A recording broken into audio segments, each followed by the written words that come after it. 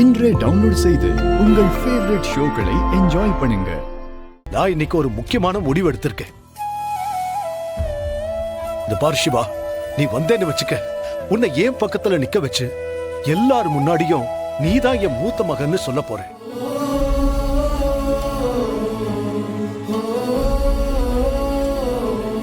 போதும் சிவா, இனிமே நான் யாருக்காகவும் பயப்பட போறது கிடையாது. இது வரைக்கும் நீ என்னால நிறைய கஷ்டத்தை அனுபவிச்சுட்டேன். இனிமேலும் உன்னை கஷ்டப்படுத்த விரும்பல.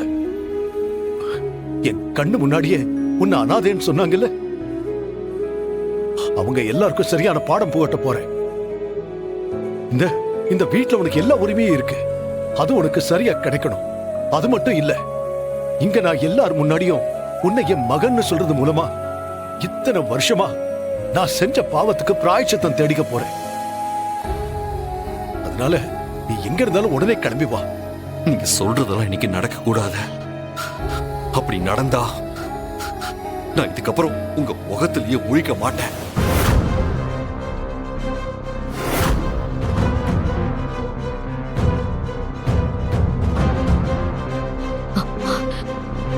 சிவா, என்ன சொல்ற? ஏன்பா? நான் என்னோட முடிவை சொல்லிட்டேன். இன்னைக்கு நீங்க எல்லாரும் முன்னாடியும் என்ன உங்க மகன்னு சொல்றதா இருந்தா நான் அந்த வீட்டுக்கு வரவே மாட்டேன்.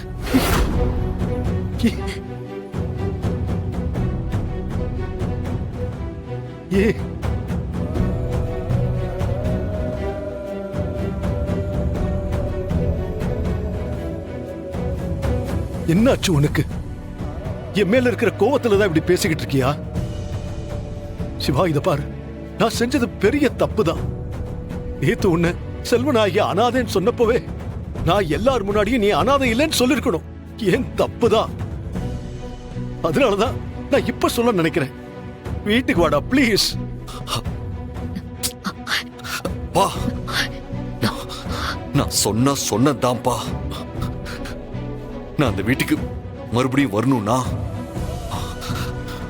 நீங்க யார்கிட்டயும் என்ன பத்தின உண்மையை சொல்ல மாட்டேன்னு எனக்கு சத்தியம் பண்ணி கொடுங்க. ஏய் இவா, நீங்க சத்தியம் பண்ணா அட்லீஸ்ட் உங்க கண்ணு முன்னாடியாவது நான் இருப்பேன். இல்லனா இதுக்கப்புறம் என்ன நீங்க பார்க்கவே முடியாது. சிவா, சிவா,